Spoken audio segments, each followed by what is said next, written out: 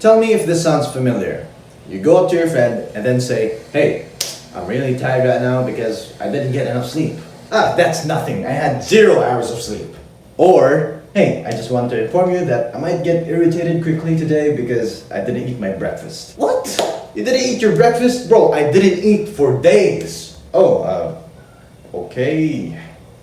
There's this thing where everybody's competing to see who has it worse. Like we've turned suffering into a sport, and everybody wants that gold medal for my life sucks more than yours. I'm talking about people who hear your bad day and then immediately go, oh, that's nothing compared to mine. You see, my pet rock died from COVID. So anything that makes your day a bad day isn't actually a bad day because mine is worse than yours. So, like, bro, this isn't a competition. There's no prize in winning Misery Olympics. Now look, I'm not saying actual problems don't exist. They absolutely do.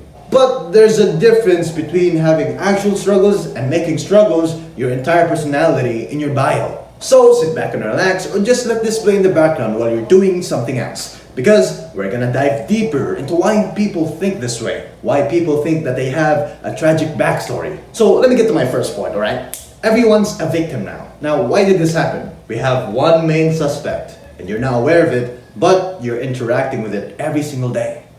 And that's social media. You see, social media turns struggles into currency. AKA, the more you suffer, the more attention you get. You see, most people post about their struggles, and then when you analyze it, take a step back for a moment, you find out that their struggles are basically pointless. Damn, your favorite character died and now you're struggling to cope with it? Damn, you stubbed your toe. Holy shit, that's foot trauma right there. People are collecting struggles like they're Pokemon cards for clout.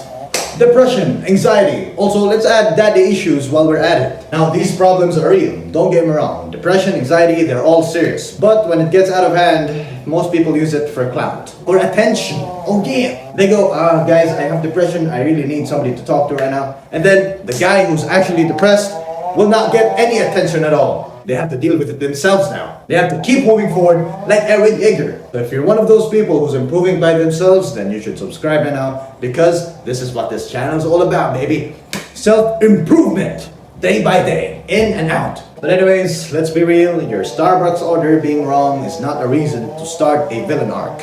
Moving forward, let's dive deeper into the Oppression Olympics. Every conversation starts with, who has it worse, the game show. Someone mentions they're tired. Well, I only have 3 hours of sleep because of my chronic insomnia caused by my toxic relationship by my narcissistic mother, who, why has it become so hard to just acknowledge another person's struggle and not make it about themselves? Like I swear, the world would have been a better place if we just took 1 second to think that, hey, this person is struggling.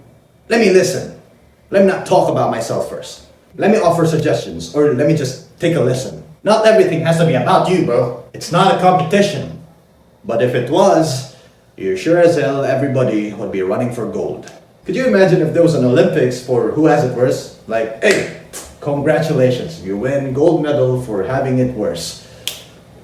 Your life, your entire experience is so unbearable, you won this prize. Anyways, adding to this, do you remember when conversations used to be about the weather?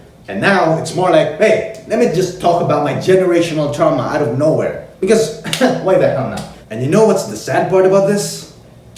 They're doing that because their family are probably not listening to them. Or that person probably doesn't trust their family that much. That's why they're more inclined to share their trauma to you than to their own family.